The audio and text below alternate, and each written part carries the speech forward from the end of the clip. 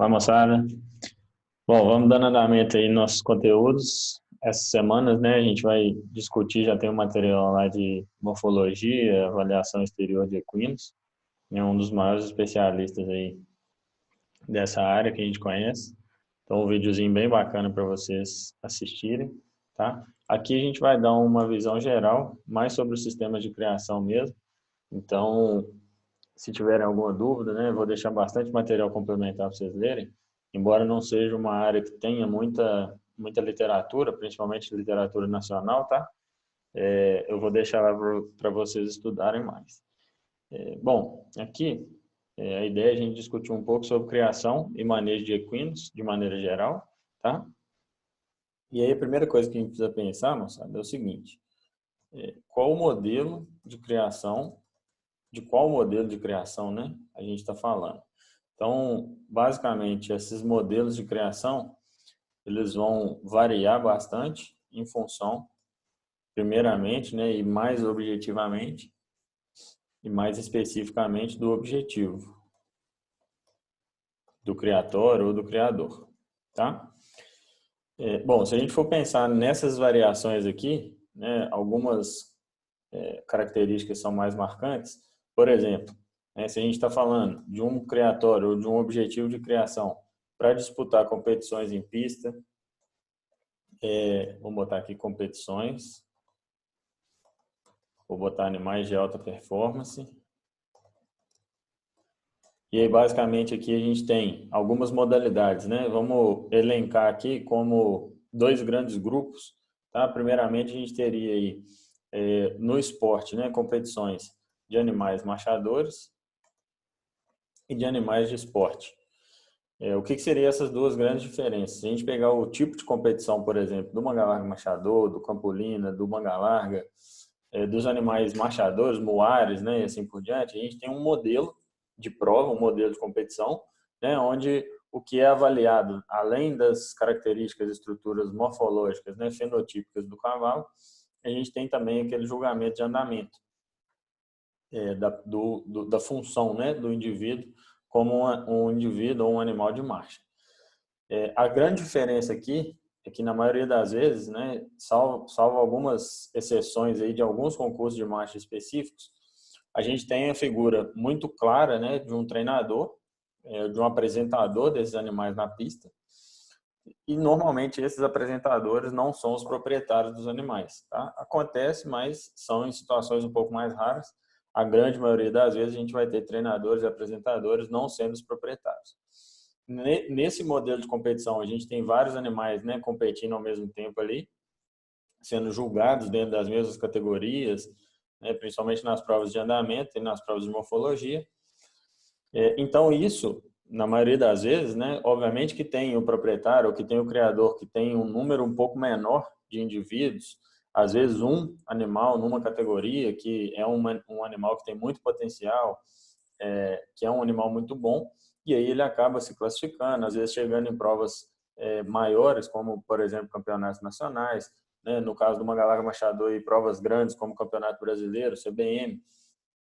E aí a gente tem esse modelo, né, de pessoas, de criatórios, de criadores que fazem essa seleção, que tem um volume um pouco maior de animais para poder disputar esse tipo de prova, né? E aí a gente vai galgando aí alguns níveis, vamos dizer assim, né, de objetivos e do que esses criadores, esses criatórios almejam, né? Então a gente tem criatórios aí que tem um volume muito grande de animais, às vezes na mesma competição, na mesma categoria, 2, 3 animais competindo, né, fazendo ali a valorização do aras, mais de um ou mais de dois treinadores, às vezes do próprio aras, competindo às vezes na mesma categoria. E aí a gente percebe, né, que na maioria das vezes esses criatórios maiores, que querem mesmo valorizar o sufixo, querem valorizar a genética do criatório, eles, na verdade, a disputa, né, às vezes não é nem só pelaquela categoria, pelaquela pista, né? Obviamente que todo prêmio ele é bem-vindo, toda categoria, né, é importante, mas, via de regra, a gente também percebe um objetivo, às vezes, de colocações melhores no ranking nacional, por exemplo, de criadores, no ranking de expositores. Então, a gente vai vendo uma campanha desses criadores ao longo do ano. Isso acontece muito nessas raças, tá? Nessas modalidades de competição.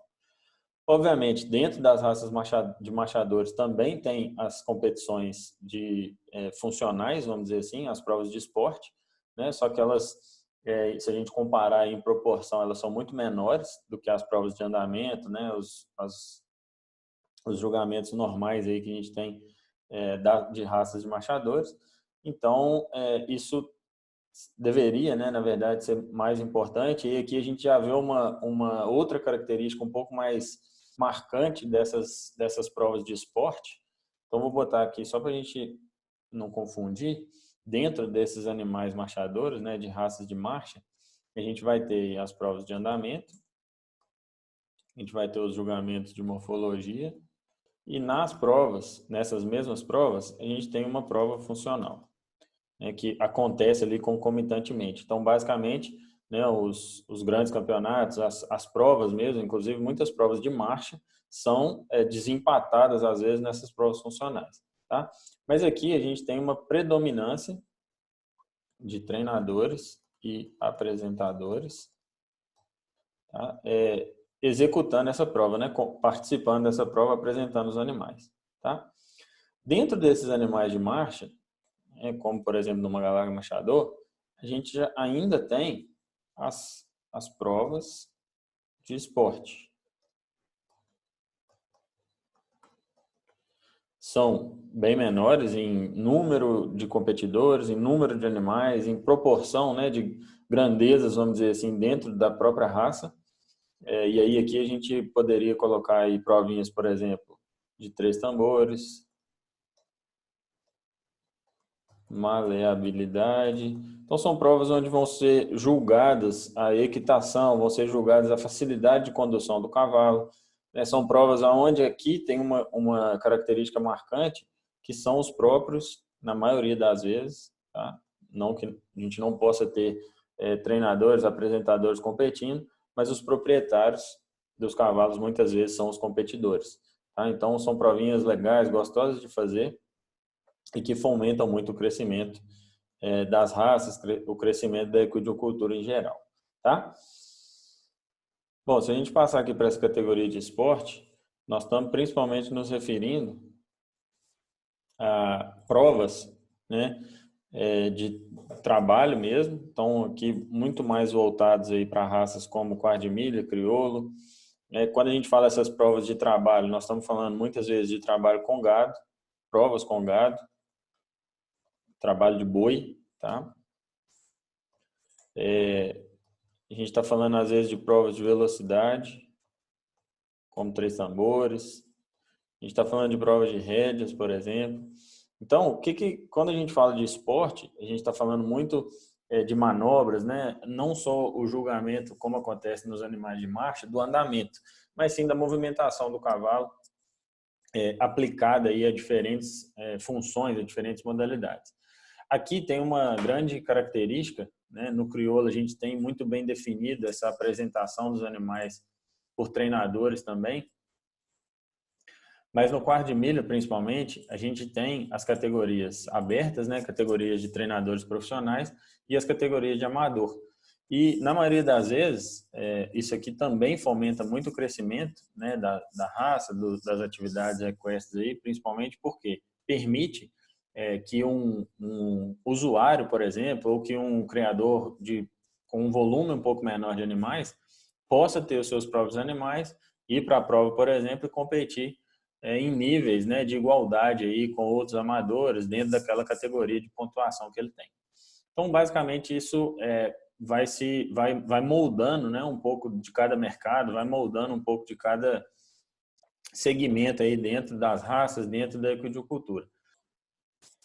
Bom, outro modelo de criação que a gente tem que são, por exemplo, e aí aqui a gente está definindo alguns modelos, tá? Mas obviamente que eles podem acontecer ao mesmo tempo, no mesmo criatório, vários modelos acontecendo juntos, né? Mas a gente tem aqui, por exemplo, criadores ou criatórios que focam em produção de potros, né? E aí nós estamos falando de venda mesmo. via de regra, né, não há um investimento nas competições, em levar esses animais para fora do criatório. Via de regra, esses criadores investem em genética de boa qualidade, né, principalmente éguas, garanhões, matrizes, né, reprodutoras de garanhões, fazem bons produtos em casa e quando chega ali, ou na época de desmama, ou após a iniciação, após a doma, eles colocam esses produtos à disposição do mercado, né? Então, esse é um outro modelo de criação, um outro modelo de negócio, né, que funciona muito bem para quem, às vezes, quer tentar trabalhar aí dentro da equicultura com uma faixa, né, de preço, com um investimento, às vezes, um pouco menor, um pouco mais baixo do que quando a gente pensa aí nesse modelo de competição, modelo de participação de provas, tá?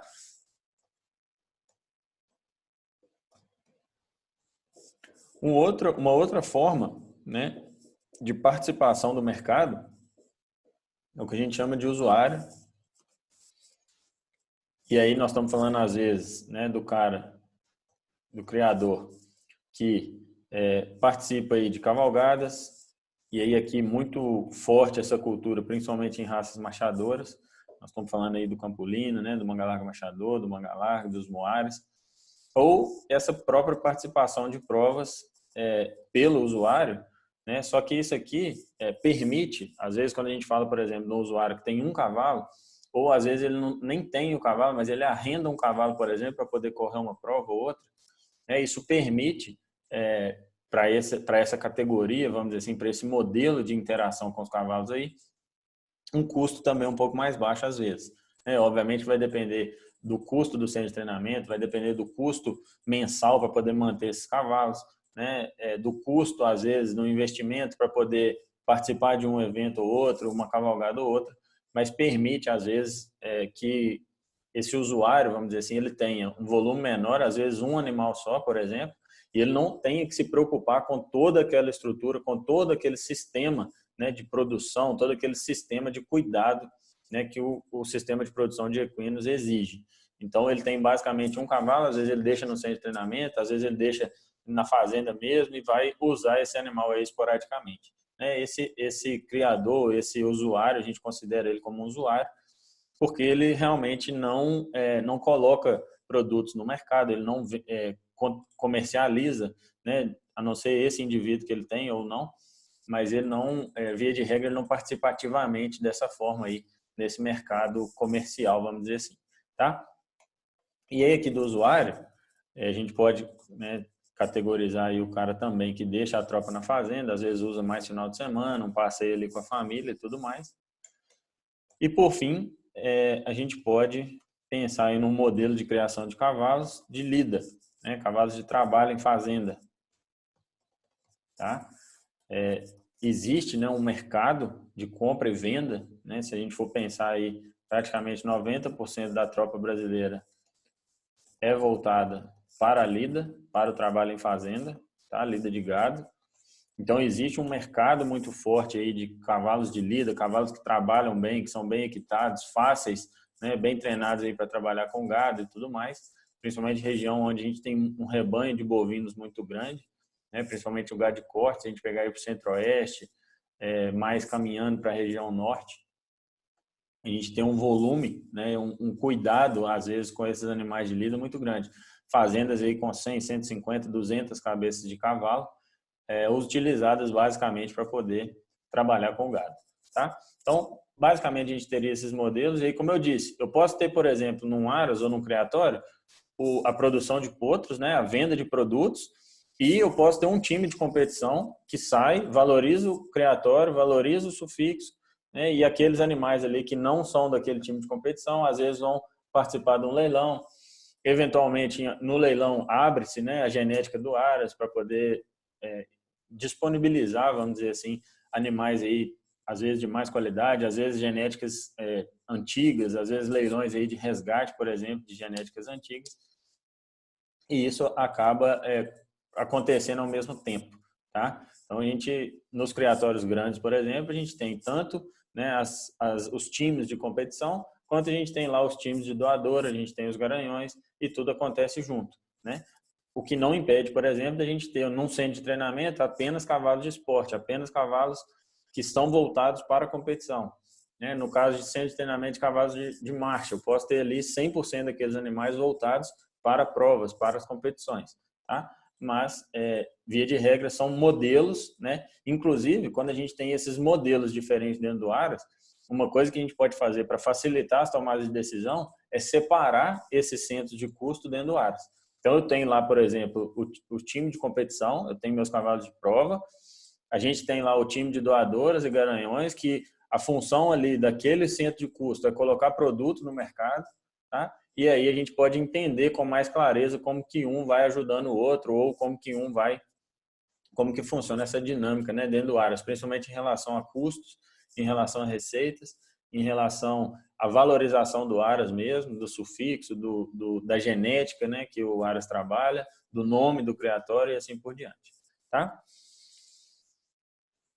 Bom, em cada um desses modelos, a gente precisa ter alguns cuidados, né? E aí aqui nós vamos falar de 3 pilares de maneira geral, tá? E depois nós vamos entrar um pouquinho em alguns. Mas se a gente pensar aí no primeiro pilar, né? E aí nós estamos falando aqui de criação de cavalo, mas talvez esse raciocínio se aplique, né, para qualquer sistema de criação animal, vamos dizer assim. Uma primeira preocupação que a gente precisa ter é o manejo sanitário. E aí pensando, né, na medicina veterinária preventiva, a gente trabalhando sempre com protocolos. Então vamos pensar aí o que a gente deveria ou precisaria se preocupar, né, de forma mais intensa, vamos dizer assim, controlar isso, monitorar isso bem de perto. Então aqui, primeira coisa, protocolos de vacinação. E aí cada categoria, né, vai ter a sua exigência, a sua necessidade. Então, o que a gente vai fazer com potros? O que a gente vai fazer com éguas, em lactação, por exemplo? O que a gente vai fazer com éguas gestantes? São protocolos, né? Vacinas diferentes, às vezes, que a gente precisa fazer.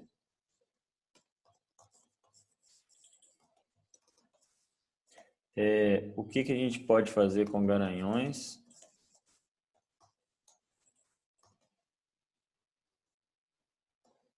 O que a gente pode fazer com atletas? Lembra que o desafio desses animais que saem de casa, vão para uma prova, vão para um centro equestre, interagem com outros indivíduos ali que a gente não sabe o histórico sanitário, não sabe o histórico de vacinação, embora a gente espere, né, que sejam todos acompanhados por veterinários e tudo mais, mas a gente não pode garantir isso.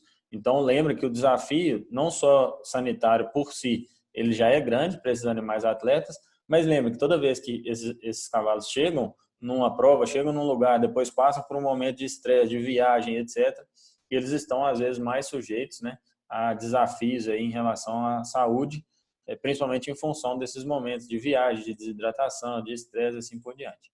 Tá? Principalmente quando a viagem por si já é estressante, né? O embarque, desembarque, quando esses animais não estão habituados a fazer isso, isso acaba sendo um problema ainda maior.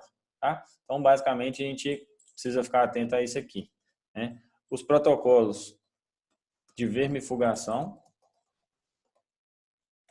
são fundamentais aí a gente estar atento, né?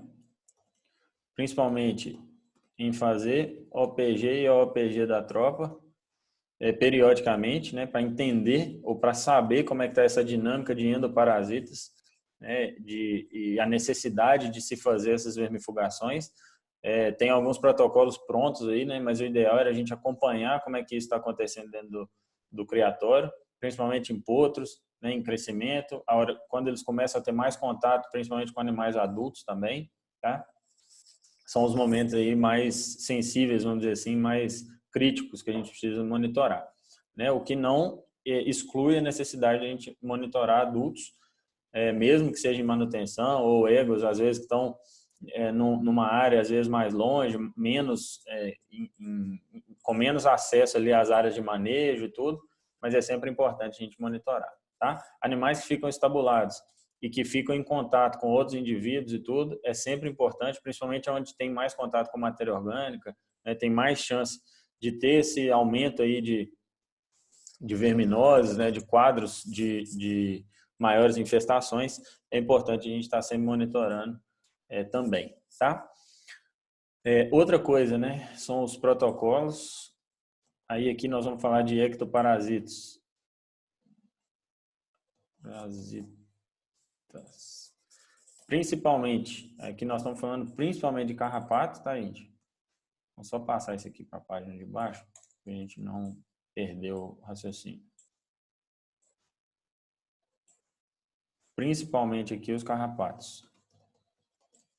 Monitoramento constante, tá? De score de infestação da tropa, orelha, regiões internas de narina, onde a gente tende a ter, né, alguns tipos, algumas espécies de carrapatos. Vocês vão ver isso com detalhes lá na parasitologia, e que às vezes não são tão visíveis aos nossos olhos, né? Se tiver infestação no corpo, região de virilha, inserção de cauda, onde costuma ter mais, né, aí já é um sinal de que a gente precisa ficar mais atento ao controle, né? Mas nessas regiões onde a gente não consegue ver, é importante a gente fazer uma inspeção mesmo dos animais periodicamente, né, para poder fazer o controle, variando as bases aí. Se for o caso, dependendo da situação, a gente tem vários casos onde isso é muito desafiador, esse controle de carrapato. Tá? Então é importante, às vezes, a gente fazer um biocarrapacidograma, saber qual é a melhor base, né, para poder combater aquela população de carrapato específica. Então, tudo isso tem como a gente fazer. Tá? É importante demais a gente pensar nisso. Nos animais atletas, né, os exames, né, de transporte, aí, de GTA, de guia de transporte, é importante estar sempre em dia, né, ter um acompanhamento de um veterinário para poder fazer essas avaliações, para poder fazer isso. É bem básico aí, principalmente para essa tropa que viaja, para essa tropa que está sempre se locomovendo aí, atestados negativos, né, por veterinários de gripe, por exemplo, são fundamentais para a gente manter, né, tanto a saúde desses nossos animais que estão fazendo essas viagens, quanto dos animais que vão ter contato com eles. Lembro que algumas dessas doenças aí são bem contagiosas e às vezes uma situação dessa, né, pode acontecer num parque de exposições, por exemplo, ou num leilão, numa prova, de infectar outros animais, e a gente não quer isso de forma nenhuma. Uma outra coisa que a gente precisa ficar atento, né, os exames aí, principalmente no caso de anemia, para éguas e garanhões, dependendo, hoje em dia é menos comum, né, a gente tem muito mais a prática de coleta de sêmen do garanhão, inseminação da égua, mas ainda acontece muito, às vezes, do criador, do usuário levar a égua para poder cobrir com garanhão e tal, e aí é sempre importante a gente manter, né, esses atestados aí de sanidade, para a gente não ter problema, para a gente não ter nenhum tipo de surpresa aí na hora que for, principalmente nesses manejos da reprodução. Bom, o segundo pilar que a gente precisa estar atento, talvez um dos mais importantes, porque vai afetar diretamente os demais, né, principalmente esse sanitário que a gente acabou de comentar, é o manejo nutricional.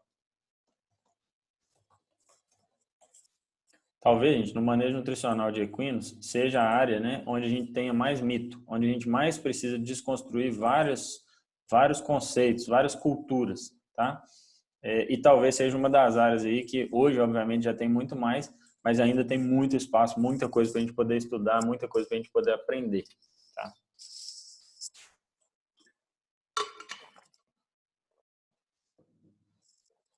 Depois eu quero gravar uma aula para vocês aqui só de manejo nutricional, então nós não vamos entrar muito nos detalhes, mas aqui o que a gente precisa, tá? E aí, obviamente, que dependendo daqueles modelos lá que a gente comentou, né, a gente vai aplicar algumas coisas ou não. Mas manejo nutricional, gente, basicamente, o que nós estamos falando? Fazer planos nutricionais adequados para cada categoria animal, tá? Se a gente conseguir fazer isso aqui, praticamente 99% dos problemas estão resolvidos, né? E aí aqui o que nós estamos falando? Potro tem que comer dieta de potro, égua em lactação tem que comer dieta de égua em lactação, égua em gestante tem que comer dieta de égua gestante, atleta tem que comer dieta de atleta e assim por diante. Lembra que alimento é só veículo de nutriente, tá? A gente não tem que ficar pensando, mas meu cavalo come tal coisa, tal coisa. Não, o que esse cavalo come de carboidrato, o que esse cavalo come de proteína, o que esse cavalo come de extrato de óleo, o que ele come de minerais, o que ele come de vitaminas. Isso é suficiente para fechar as exigências dele? Isso está de acordo com as literaturas. Basicamente, hoje a gente formula, né? A gente faz esses planos nutricionais baseados aí no NRC 2007. Então, isso é suficiente para fechar a dieta desses animais? Eu estou monitorando essa dieta, esses animais estão com saúde? Então, tá ok, é isso que a gente precisa. Tá? Se a gente conseguir fazer isso, a gente já está fazendo o básico muito bem feito. Né? O que vem depois disso aí é refinamento, o que vem depois disso é a cerejinha do bolo. Mas não adianta a gente querer colocar a cereja num bolo de terra, né? Não vai ficar gostoso. Então, para a gente poder fazer isso bem, o que nós temos que fazer? Categorização da tropa. Então, toda vez que vocês estiverem trabalhando, por exemplo, entrou num Aras, o que eu preciso entender? Qual vai ser o manejo, ou como vai acontecer o manejo nutricional das categorias. Então, como é que vai ser potro em lactação, éguas em lactação, em potros lactentes, éguas em lactação, éguas gestantes, né? Como é que está sendo o crescimento desses potros? Então, após o desmame, até o sobreano ali, até os 12, 16, 18 meses, como é que está sendo? Tem separação por grupo? Tem separação por sexo, por exemplo? É muito comum, às vezes, a gente começar a ver os machos aí a partir dos 12, 14 meses, junto com fêmea, né? E às vezes irmãos ou meio-irmãos, por um erro ali de manejo, por um erro de divisão, podem acabar cobrindo, né, essas fêmeas e às vezes, tanto pela idade quanto pelo próprio cruzamento, não é uma coisa que a gente quer que aconteça. Então eu preciso categorizar esses animais, dividir esses manejos dentro do Aras, dentro do criatório, né? Mas eu estou trabalhando num centro de treinamento ou num Aras onde o foco aqui é só atletas mesmo. Beleza, então a categoria que a gente vai trabalhar é com atleta. Como que eu posso, né, melhorar o manejo nutricional desses indivíduos? Vocês vão ver que, via de regra, a gente vai, nesses casos, trabalhar com dietas individualizadas mesmo, uma para cada indivíduo, ou no máximo fazer grupos dentro daqueles atletas ali, né, para facilitar o manejo, para facilitar a operação. Então a gente tem que tentar, né, dar um pouco mais dessa pegada, dessa visão zootécnica para a criação de cavalos. Tá? Então aqui o que a gente vai fazer? Divisão das áreas, quando a gente estiver falando de pasto, obviamente, né, de áreas maiores aí. Outra coisa, separação dos grupos. Aí, obviamente, aqui quando for o caso, né? Se a gente precisar, né, fazer, vamos botar aqui dietas individualizadas. Obviamente também quando for o caso. Mas basicamente, gente, se vocês fizerem isso aqui, esse basicão aqui bem feito, né? Quase que 99% dos problemas vocês vão resolver, tá? Se a gente pegar um terceiro pilar, né, de preocupação, vamos dizer assim, dos criatórios, dos centros aí dos centros equestres, a gente poderia trazer o melhoramento genético.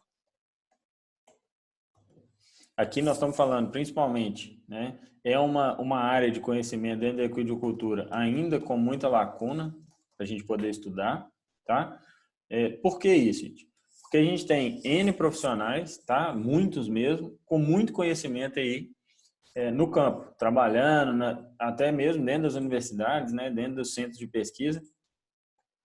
E dificilmente a gente ainda dificilmente não, a gente ainda não tem um dado, por exemplo, a gente ainda não tem o melhoramento genético dos equinos pautado ainda em números, né, de diferença esperada na progênie, por exemplo, igual a gente tem nos bovinos. Obviamente que a população é muito menor, a forma com que isso é contabilizado, vamos dizer assim, ela não é tão objetiva, né?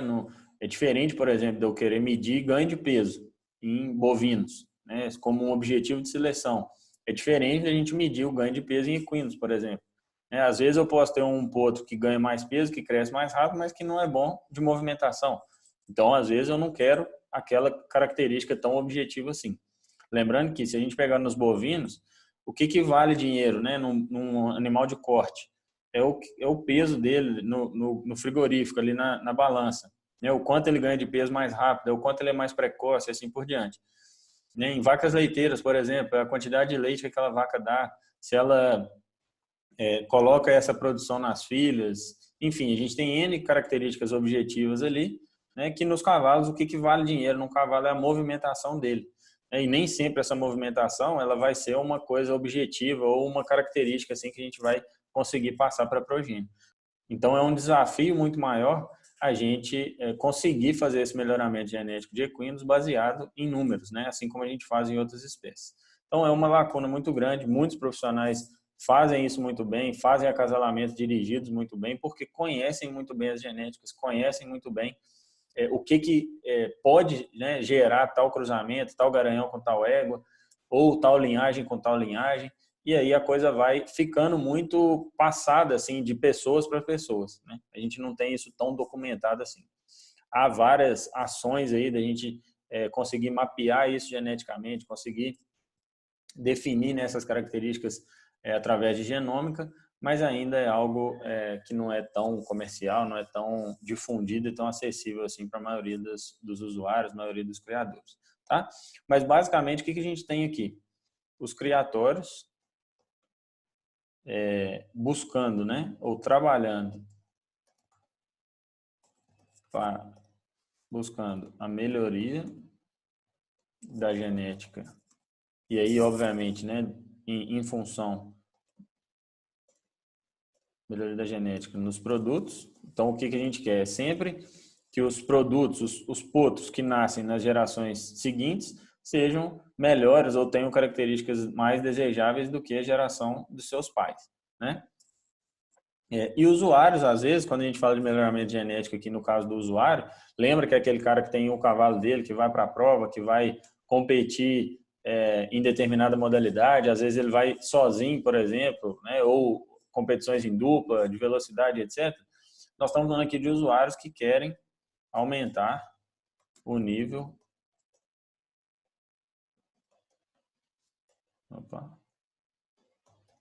de desafio. Então, basicamente, quando a gente fala, né, de melhoramento genético, nós estamos falando tanto de produção de bons indivíduos, de indivíduos melhores, quanto dos usuários aí. Às vezes a gente não está falando nem de melhorar geneticamente aquele indivíduo ou aquele animal dele, né? Obviamente a gente está falando o cara que tem um cavalo, que é arrendado ou às vezes é dele. Ele às vezes subiu um nível ali de desafio, de dificuldade dentro da modalidade, dentro do esporte que ele pratica. E aí ele vai lá, vende o cavalo dele, compra um outro cavalo geneticamente melhor, né? Às vezes com uma característica ou outra que satisfaz mais aquele momento ali que ele vai estar dentro da competição. Então, um cavalo que movimenta mais rápido, um cavalo que movimenta, que tem um movimento, um gesto um pouco mais bonito, mais plástico e assim por diante. Então, isso aqui vai muito também do gosto, vai muito do que o usuário quer, em função, né, obviamente, da capacidade de investimento que ele pode despender ali, principalmente que quando a gente está falando de genéticas melhores, nós estamos falando necessariamente de animais e de indivíduos mais caros, tá? Então, essa equação aí do que é o bom e do que é o possível do ponto de vista financeiro, fica a critério de cada um, né? Bom, basicamente esses seriam os três principais. Não vou falar nem que mais ou menos importante, mas tão importante quanto seria, vamos botar aqui um quarto pilar, utilização, vou botar aqui, utilização de ferramentas de gestão. Isso aqui, moçada, é fundamental que a equidiocultura comece a ser mais vista como atividade comercial. Já é, tá, gente? Já é. Existiu uma cultura de que cavalo não só pode ser para quem tem dinheiro, ou cavalo não dá dinheiro, ou cavalo é isso, cavalo é aquilo, mas hoje a equidiocultura já é, sim, vista como uma atividade comercial e a gente precisa fortalecer isso dentro do nosso meio, principalmente nós como técnicos, tá? Se a gente for pegar aí os dados oficiais que a gente tem, né, de 2016, a equidiocultura movimentou 16 bilhões de reais por ano. A equidiocultura emprega mais do que a indústria automobilística. Então, a gente tem que ficar muito atento a essa movimentação, tá? Emprega mais do que o mercado de aves, mais do que o mercado de suínos, né? E é muito pouco privilegiada no sentido de recursos, no sentido de políticas públicas. Então, a gente precisa pleitear isso, né? Mais para quem gosta de cavalo, quem quer trabalhar com cavalo, tem que ficar atento a essas movimentações aí, tá? Essas ferramentas de gestão, gente, elas facilitam essa cultura, né? Por quê? Porque elas, de fato, elas casam muito com essa visão, né, de atividade comercial, que a coisa tem que funcionar. E aí alguém pode, às vezes, chegar para vocês e falar assim, não, mas o fulano, dono do Aras tal, ou o criador tal, ele não quer saber como é que estão as contas dele. Ele não quer saber como é que está o fluxo financeiro do Aras. Tudo bem, ele pode não querer saber como é que está a conta financeira. Mas então vamos aplicar isso daqui para a gente ter uma melhoria zootécnica. Tá? Se a dor, né, se a pegada não é o financeiro, então vamos usar isso aqui para poder melhorar o zootécnico, para poder ter animais melhores, para poder ser mais competitivo, para poder estar mais envolvido no mercado, para poder vender mais e, obviamente, valorizar mais criatório, né, fazer qualquer que seja o fim daquele criatório, e aí pode não ser financeiro, de fato, mas qualquer que seja o fim, que ele esteja mais intensificado, que ele esteja mais presente ali, principalmente para o dono, para o proprietário ou para quem trabalha no criatório, no Aras. Tá? Então, o que a gente está falando aqui? Basicamente, de fazer planejamento. Ainda é um tópico que ia ser muito trabalhado, né, dentro dos Aras, dentro dos centros de treinamento. A execução desse planejamento, o monitoramento dos indicadores e os ajustes quando forem necessários. Nada mais é do que a gente aplicar aquela ferramenta que a gente comentou lá na aula de bovino, né? Lembra do PDCA? Eu preciso planejar, preciso executar, preciso monitorar e, quando for o caso, eu preciso fazer ajuste. Eu preciso melhorar o processo, tá? Então, eu preciso de dar clareza nos processos, né, dentro do Aras ou do centro de treinamento, do criatório, tá, da fazenda, que seja. Eu preciso dar clareza nesse processo para que as pessoas saibam, né, o que elas têm que fazer. E estrutura, aí vamos botar aqui estruturação geral, né, tanto dos manejos, dos processos, quanto estrutura física, né? E aí nós não estamos falando aqui que a coisa tem que ser cinematográfica, tem que ser super cara e etc, nada disso, mas precisa de ser funcional, né? Precisa de ter ferramenta para poder trabalhar. Então, no lugar onde a gente quer treinar esses animais, eu preciso ter uma pista boa, eu preciso ter um redondel bom para poder trabalhar os potros, para poder iniciar os potros, né? Isso é realmente necessário, vamos dizer assim, se eu não tiver isso, eu não consigo trabalhar? De forma nenhuma, consegue trabalhar. Né? Mas, obviamente, que se tiver essas ferramentas, se tiver esses espaços, a gente vai conseguir dar agilidade no processo, a gente vai conseguir, às vezes, dar muito mais padrão nos animais, né? E aí isso acaba refletindo lá na frente, de alguma maneira, em resultado.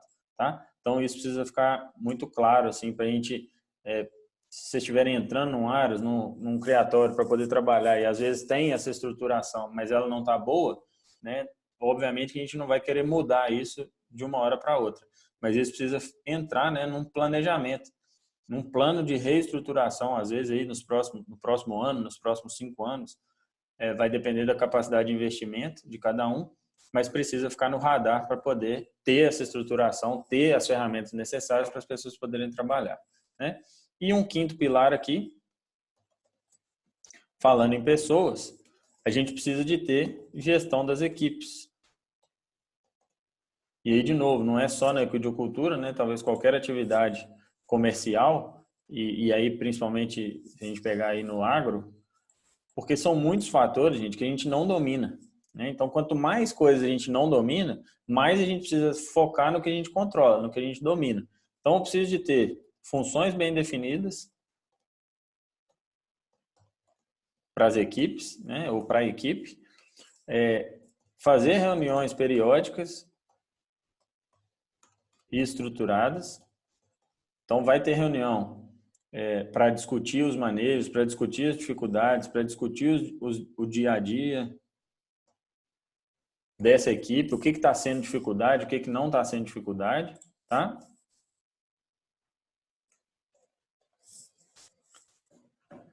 Essa equipe precisa estar muito alinhada, né?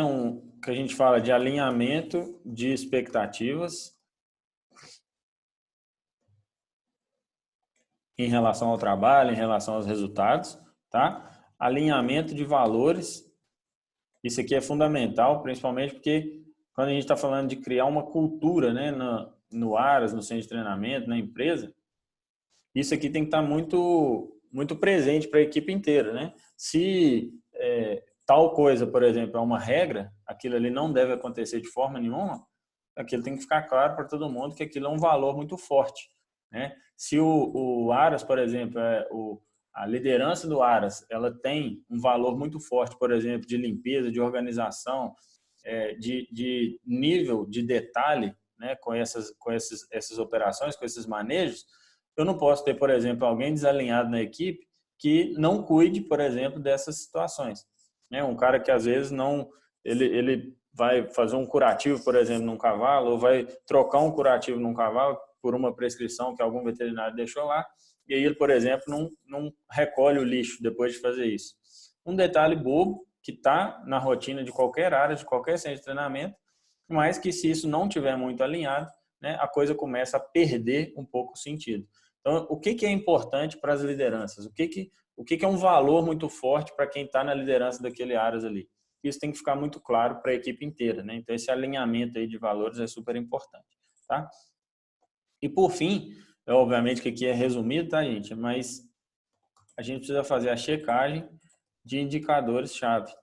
Então, uma vez que está definido ou que está estipulado, né, junto com a equipe, que a meta é atingir, e aí nós estamos falando de meta de uma forma simbólica, né, a gente não gosta muito de trabalhar com meta ou de definir essas metas a ferro e fogo, porque a gente tem alguns exemplos, algumas situações de que quando a equipe atinge a meta, né, acaba relaxando de certa forma. E a gente, eventualmente, não quer que a meta seja o teto. A gente quer sempre buscar melhoria contínua. Então, quando a gente fala de meta, quando a gente fala de objetivo, a gente está falando sempre de um norte, sempre de um caminho a ser seguido ali. Mas não quer dizer que deve parar por ali. E a gente sempre deve buscar a melhoria contínua. Então, se foi definido ali um objetivo, foi definido um caminho, a gente precisa gerar indicadores, gerar números para poder saber se esses objetivos estão sendo alcançados. E aí a gente vai fazer isso através de indicadores, de números. Mesmo que seja uma avaliação qualitativa, exemplo, eu tenho um modelo de avaliação de limpeza das baias. E às vezes, né, a gente chega lá, por exemplo, e faz uma avaliação qualitativa. Essa baia está limpa, não está tão limpa ou está suja, por exemplo. Eu posso atribuir alguns scores numéricos. Então, se a baia está limpa, ela está no score 0. Se a baia está um pouco limpa, um pouco suja, mais ou menos, tem ali um pouco de fezes ou a cama está um pouco úmida, eu posso atribuir um score 1 ou 2. E se a baia está suja, tem feno velho no chão, tem urina, tem fezes, a cama está úmida, etc., eu posso atribuir um score 3. E aí, a avaliação desse indicador, ela deixa de ser qualitativa, ela deixa de ser mais ou menos suja, tá? E começa a ser, por exemplo, que 30% ou 40% das baias estão com score 0, 30% ou 40% das baias estão com score 1 ou 2 e 20% das baias estão com score 3. Então, a gente precisa, talvez, melhorar ou rever isso com a equipe, qual que está sendo a dificuldade, está sendo muita baia para pouca gente, os cavalos, alguma coisa na dieta, alguma coisa está acontecendo para essas baias ficarem sujas. E aí a gente começa a ter uma forma um pouco mais objetiva, mais detalhada, mais numérica mesmo de avaliar isso. Tá? Bom, se a gente voltar aqui um pouquinho nos modelos de criação, eu queria chamar a atenção suas para alguns detalhes. Tá? Algumas coisas que eu acho que são fundamentais aqui. E a gente tem uma visão ainda um pouco mais macro, né, que a gente pode dividir esses modelos ou esses formatos de criatório aí. E a gente pode estar falando aqui de sistemas, vamos botar aí, que vão acontecer dentro dos áreas, dentro das fazendas, dentro do centro de treinamento, de criação de cavalos estabulados. Na maioria das vezes, tá, esses modelos de criação, eles são modelos europeus ou americanos. tá? A importação desses modelos. Via de regra, tá? Esses animais estabulados, eles, ou esse modelo, né, de criação de cavalo estabulado, ele acaba indo contra o comportamento natural dos cavalos. Se a gente pensar aí em cavalos na natureza, né, soltos, a gente tem animais gregários, animais que vivem em grupo, a gente tem animais que andam em torno aí de pastejando, buscando alimento em torno de 14 a 18 horas por dia, né, dependendo da oferta, dependendo da situação, né, de alimentação, de pastagem. A gente tem os pequenos grupos ali sendo formados. Então, a gente acaba que quando a gente tira esse indivíduo, traz ele para uma baia sozinho, né, e reduz o tempo de alimentação e etc., a gente acaba indo muito contra o comportamento natural do cavalo. E, obviamente, que a gente vai ter consequências positivas e consequências negativas, tá? As consequências negativas, via de regra, elas são muito em função da mudança de comportamento. Muitos cavalos não se adaptam bem e acabam desenvolvendo as estereotipias, né, os distúrbios de comportamento que a gente fala. Então, alguns exemplos: esses cavalos começam a comer cama de fezes, cama de baia, fezes, começam a engolir ar, fazer aerofagia, ficar mordendo a porta da baia. Alguns fazem dança do urso, que a gente chama, o cavalo ficar fazendo movimentos repetidos nos membros anteriores, de um lado para o outro. Então, esses comportamentos indesejáveis, né, eles estão mostrando para a gente que há um desequilíbrio, né, ou há uma percepção de empobrecimento de bem-estar, tá? Pensando no dia a dia, pensando na seleção desses indivíduos, né? Como que eles se desenvolveram na natureza e o que a criação em estábulos, né, em baias, vai fazer com eles. Só que, por outro lado, quando a gente estabula esses animais, quando a gente prende esses animais na baia, a gente tem uma excelente oportunidade de fazer uma alimentação individualizada, né, dentro das exigências daquele indivíduo. E aí, gente, quando a gente está falando de animais de alta performance, tá? Quando a gente está falando de preparação para eventos, e aí, principalmente, né, provas e leilões, são reais, né, no meio do cavalo, não tem como a gente fechar o olho para isso, tá? E quando a gente está falando de alguma forma, né, de tratamento de alguma enfermidade ou algum problema, a gente precisa trabalhar nesses sistemas de estábulo, nesses sistemas fechados, tá? Obviamente que tem formas, né, da gente minimizar esses efeitos aí no comportamento. Então, se a gente trabalhar aí com baias, por exemplo, de régua de madeira, onde a gente tem contato visual de um indivíduo com o outro, melhora muito essa questão, tá? Então, eu acho que isso aqui é importante a gente chamar atenção, porque nem sempre isso é levado em consideração. Então, contato visual ainda dá aquela percepção de vida em grupo, ainda dá aquela percepção de comunicação. Os animais acostumam muito fácil com essas baias abertas, né? Se eu tiver uma construção de alvenaria, janelas entre uma baia e outra, tá? Posso colocar uma limitação ali, uma barreira física, né? Uma grade, alguma coisa assim, só para evitar acidente, mas o contato visual é importante, tá? Aumentar o tempo de alimentação é um dos fatores fundamentais aí que a gente pode fazer. Então, a gente tem trabalhado aí com estruturas, né, tanto de rede de feno quanto sacolas de feno. Depois eu vou deixar um link para vocês visitarem, um equipamento, um produto, né, que foi, na verdade, um produto gerado a partir de uma dissertação que foi feita lá na UFMG. É uma sacola onde a gente coloca o feno e ela tem aberturas ali de 3,5 a 4,5 centímetros. Então, o que isso faz? Permite que o cavalo fique ali mais tempo, ele gaste mais tempo puxando aquela forragem ali de dentro do recipiente, né? Seja da rede, seja da sacola, tá? E a rede também tem essa mesma malha de 3,5 a 4,5 centímetros.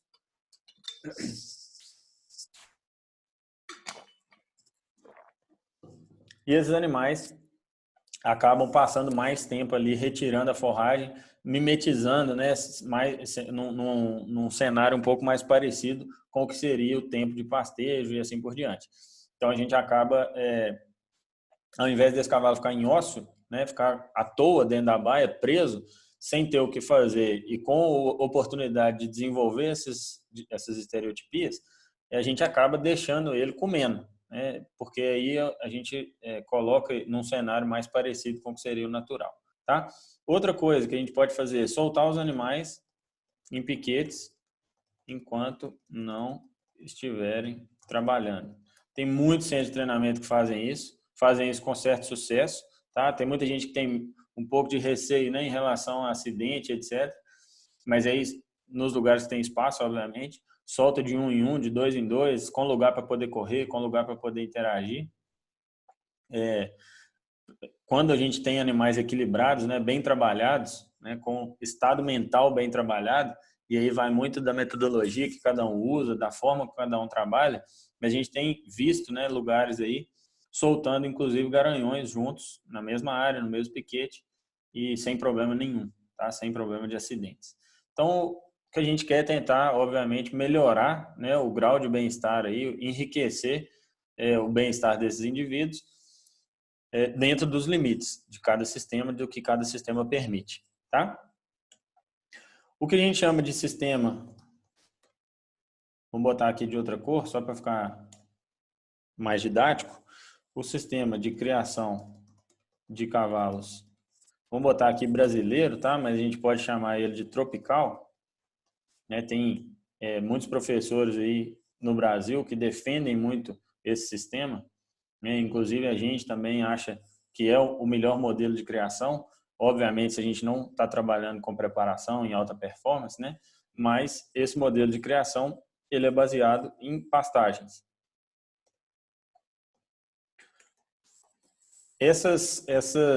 Alguns detalhes aqui a gente vai deixar também para uma outra aula só de manejo de pastagem para equinos, tá? Mas via de regra, o que a gente tem de característica marcante aqui?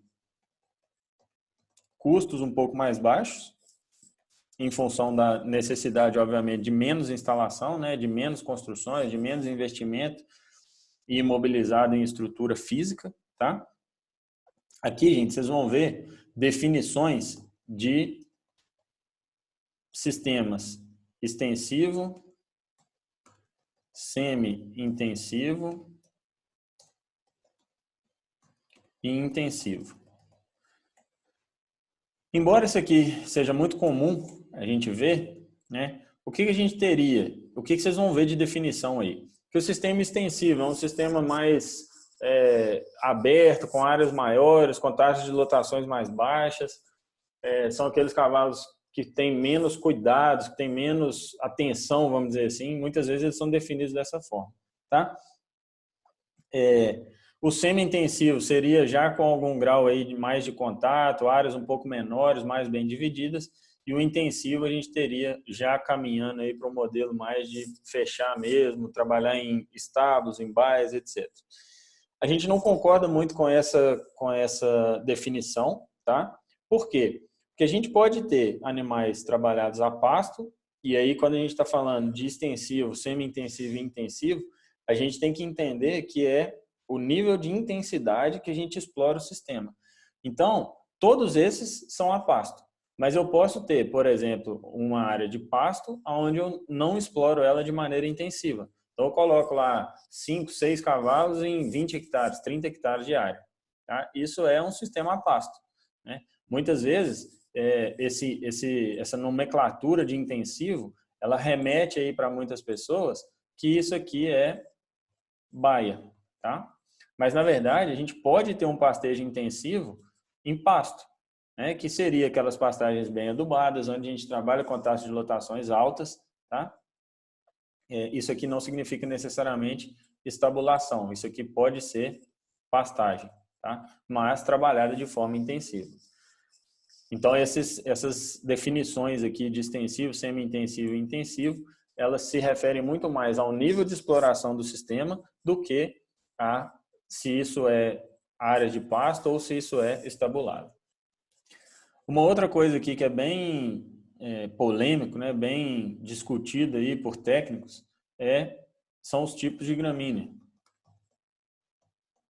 Vou deixar para a gente entrar no detalhe aqui em outra aula, tá? Mas, via de regra, o que a gente precisa estar atento aqui?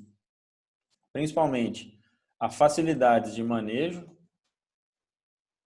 adaptabilidade da gramínea no lugar, né, que a gente está trabalhando, a preferência dos equinos em pastejar essas gramíneas. Então, antigamente a gente usava muito o termo palatabilidade, hoje a gente usa preferência. O que significa preferência? Quando o indivíduo tem a opção de escolher, o que ele vai escolher comer. Tá? E aí tem várias gramíneas aí que são trabalhadas no campo e que os equinos não têm preferência. Então, sempre que a gente puder adotar uma gramínea que tem essa característica, né, dos equinos terem a preferência por elas, pastejar bem, consumir bem, a gente, via de regra, não vai ter problema de consumo, tá? Que é um desafio aí para a gente fazer no dia a dia do manejo, tá? Os tratos culturais de solo, né, ou as características que a gente vai ter em relação a características edáficas e climáticas, né, de solo e de clima da fazenda, a gente tem que ficar muito atento a isso. Qual o tamanho de grupos que a gente quer trabalhar dos cavalos? Se isso aqui vai ser em áreas de rotacionado ou em áreas de pastejo contínuo, tá? Depois a gente vai entrar nesse detalhe aqui. E, por fim, e aqui de novo, chamando a atenção que é resumido, a gente vai ver isso detalhadamente, mas o que a gente quer trabalhar de oferta de forragem. Tá? Se eu quero trabalhar com lotações mais altas, mais baixas, qual o tamanho, né, das áreas que a gente tem para trabalhar e assim por diante. Tá? Então, basicamente, a gente teria essas duas visões aí. Só para relembrar, então, eu tenho um modelo, né, de criação mais tropical, mais baseado em pastagem, né, e aí lembra que todas aquelas outras premissas lá servem para os dois modelos. Adequar os planos nutricionais para a categoria que a gente está trabalhando, né, ficar bem atento aos protocolos sanitários, ficar bem atento ao que a gente tem, né, de processo, clareza aí nesse dia a dia, como que vai ser o manejo dessas categorias, o que vai, quem que vai fazer o quê, como que vai ser feito, por que a gente faz aquilo. É muito importante ter esses pontos aí muito bem definidos, tá? Seja nesses sistemas, tanto baseados em criação estabulada, quanto nesses sistemas baseados em criação de pastagem. Tá? Dentro disso, a gente tem, então, aqueles objetivos, né? Se a gente está criando aí grupos, animais, indivíduos de alta performance para disputar a prova, qual raça, qual tipo de prova esses indivíduos, que a gente precisa preparar esses indivíduos, né? Cada um vai ter sua especificação, sua especificidade em relação aos refinamentos, em relação ao que a gente precisa, mas basicamente a gente precisa fazer o básico bem feito em todo mundo, tá? Então, se é prova de animais de marcha, né, nos criatórios, se é prova de animais de esporte, assim por diante.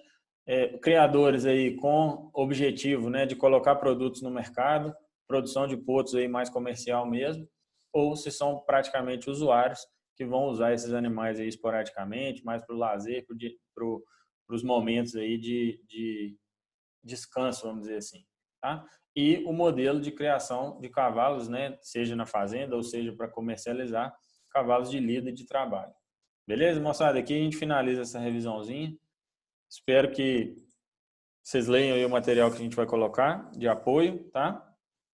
Se ficarem com dúvida, mandem lá no grupo do Telegram que o mais rápido possível a gente responde e vamos evoluindo aí nesses raciocínios. Em breve também a gente coloca as outras aulas aí na plataforma para vocês assistirem. Um abraço, até mais.